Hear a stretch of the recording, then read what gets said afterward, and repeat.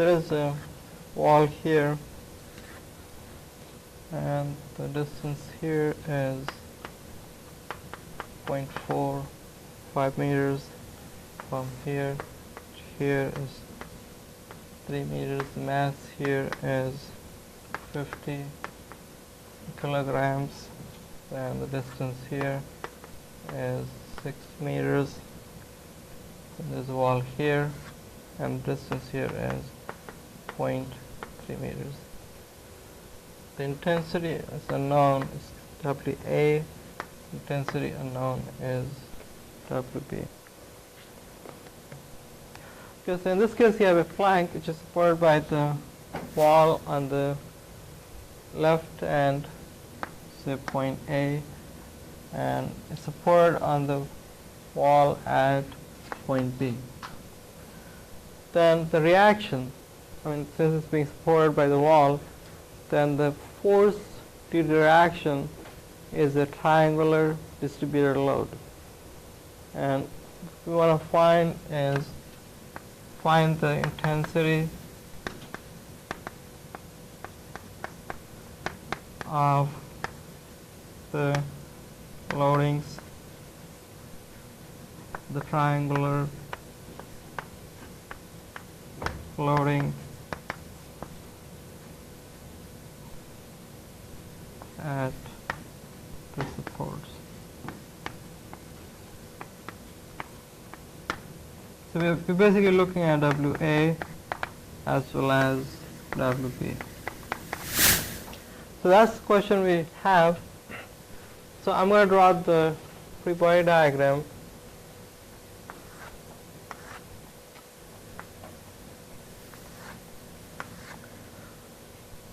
This is going to be a weight, and that will be 50 times 9.81 Newton. So change the weight of the object. The next, the distance here is going to be same as 3 meters. Distance here is the same as 6 meters. Then I'm going to take this load, and we find an equivalent load for that. This triangle is 1/2. It acts on a length of 0.45. The intensity is unknown, is WA. So that's 0.225 WA. So that's the loading. Then it needs to act a certain distance, which is two-thirds from this end. So it's going to be 2/3 of 0.45 or 0.3 meters. So I could place the force here, which is F1, and it should be at a distance of 0.3 meters. Now I could do exact same thing for the loading at B. So let's call this as F2. The magnitude will be 1/2, length is 0.3, the unknown intensity is WB, so that's 0.15 WB. Then you need the distance for this. It's going to be 2/3 from this end. So you're looking at 2/3 of 0.3, that's 0.2 meters.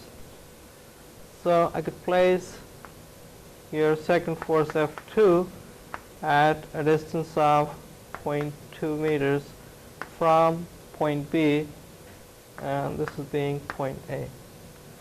So that's the free body diagram for the problem. Now we need the equations of equilibrium. So you sum your force along X, that should be 0. There is no force along X, so you get simply 0 equals to 0. Then you're going to sum the force along Y to be 0. What you get is you get F1 going up, and that's 0.225 WA, minus you have the other force, that's 5 490.5, and that's going down. Then you have the force F2, which is really as 0.15 WB, and that should go to 0. Then we need to sum the moment, and the best thing to do would be to choose this point. So if I call this point out, let's say A prime, then I'm going to sum the moments about A prime. That should go to 0. So you get here this 490.5. The distance for that will be 3 plus the little left over, which is 0.15. It's going to be in clockwise, so you make it counterclockwise. Place a negative.